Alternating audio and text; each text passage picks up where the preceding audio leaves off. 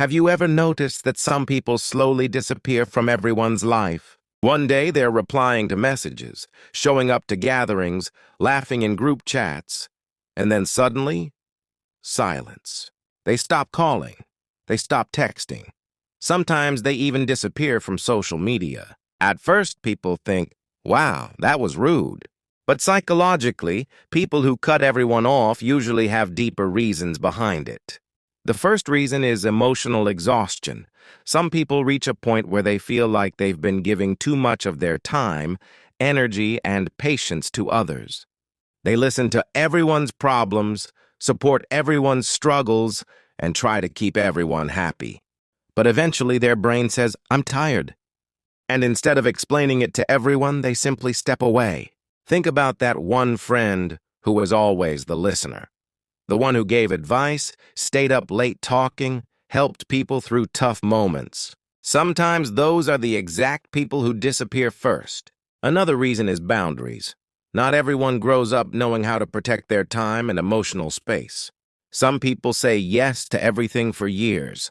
They tolerate toxic behavior, constant drama, and people who take more than they give. But then something shifts. They realize they don't actually have to keep everyone in their life, and once that realization hits, they start making changes very quickly. From the outside, it can look sudden, but inside, it's usually been building for a long time.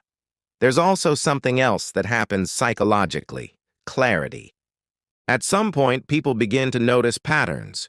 Who only calls when they need something, who never supports them, who brings stress instead of peace. And once your brain starts seeing those patterns, it's very hard to unsee them. So some people decide something simple. If someone constantly drains my energy, maybe they don't belong in my life anymore. Now, of course, cutting people off isn't always perfect or healthy in every situation. Sometimes it can come from anger, hurt, or avoiding difficult conversations.